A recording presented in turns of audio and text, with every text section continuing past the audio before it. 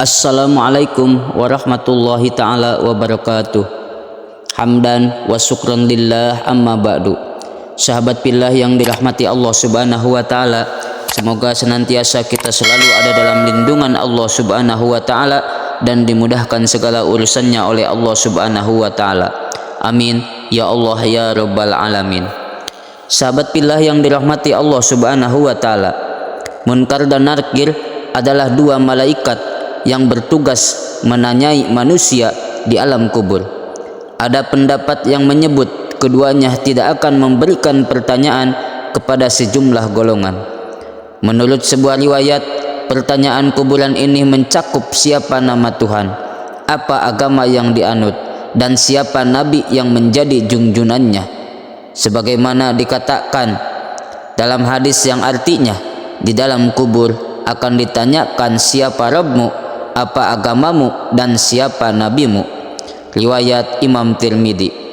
Dan ia mengatakan hasan atau sahih.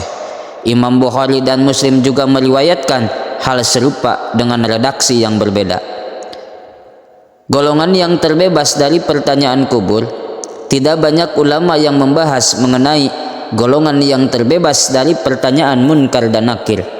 Salah satu ulama yang membahasnya adalah Ibnu Taimiyah, seorang ulama tafsir dan ahli fikih madhab Hambali yang hidup pada masa dinasti Abbasiyah.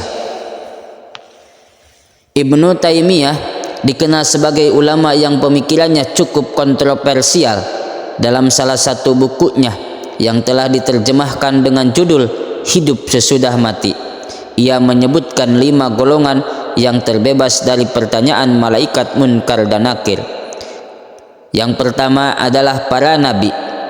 Ibnu Taimiyah berpendapat para nabi tidak akan mengalami fitnah kubur dan tidak akan ditanya oleh malaikat Munkar dan Nakir, karena para nabi lebih mulia dibandingkan syuhada.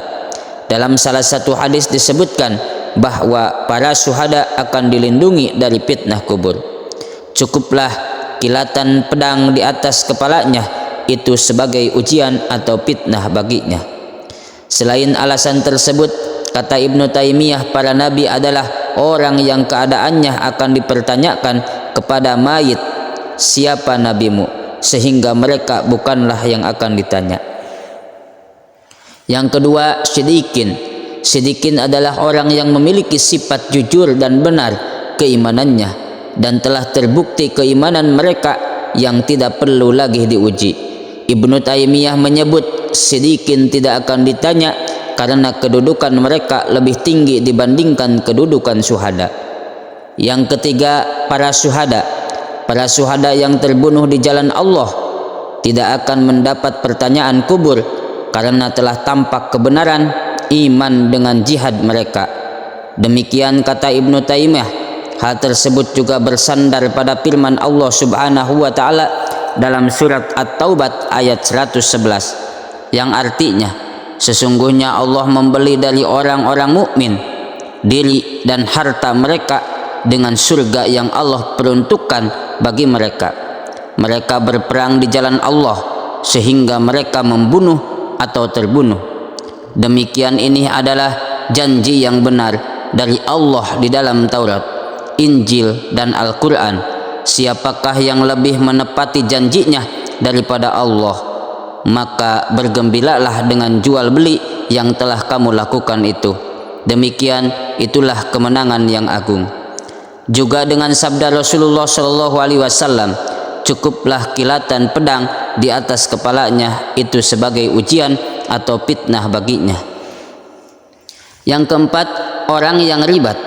Menurut Ibnu Taimiyah, orang-orang yang ribat tidak akan difitnah atau diuji dalam kuburnya. Ribat adalah orang yang berjuang di jalan Allah Subhanahu wa taala. Dalam Sahih Muslim disebutkan bahwa Rasulullah Shallallahu alaihi wasallam bersabda, "Berjaga-jaga di jalan Allah sehari dan semalam lebih baik daripada puasa sebulan dan salat sebulan. Bila ia meninggal, amalnya yang biasa ia lakukan ketika masih hidup terus dianggap berlangsung dan diberikan rezekinya serta aman dari fitnah atau pertanyaan kubur. Yang kelima, anak kecil dan orang gila. Ada perbedaan pendapat di kalangan ulama terkait anak kecil dan orang gila. Apakah mereka terbebas dari pertanyaan kubur? Sebagian berpendapat mereka akan diuji karena termasuk dalam keumuman dalil, dan apabila telah hilang taklif bebas syariat, maka keadaan setelah kematian itu berbeda dengan keadaan hidup di dunia. Sebagian yang lain mengatakan golongan ini tidak ditanya karena mereka tidak termasuk mukallaf atau orang yang tidak dikenai beban syariat. Ini merupakan pendapat yang diyakini Ibnu Taimiyah. Ia berpendapat bahwa orang yang tidak berakal seperti orang gila dan anak kecil tidak akan mendapatkan pertanyaan kubur. Golongan kelima ini turut dijelaskan salah satu murid Ibnu Taimiyah, yakni Ibnu Qayyim al-Jauziyah, dalam salah satu kitabnya yang berjudul Ar-Ruh. Dalam hal ini Ibnu Qayyim al-Jauziyah memaparkan kedua pendapat tersebut dan tidak memutuskan keberpihakannya. Sahabat fillah yang dirahmati Allah Subhanahu wa taala, itulah tadi 5 golongan yang tidak akan ditanya oleh malaikat munkar wa nakir. Semoga bermanfaat. Wallahu a'lam bissawab.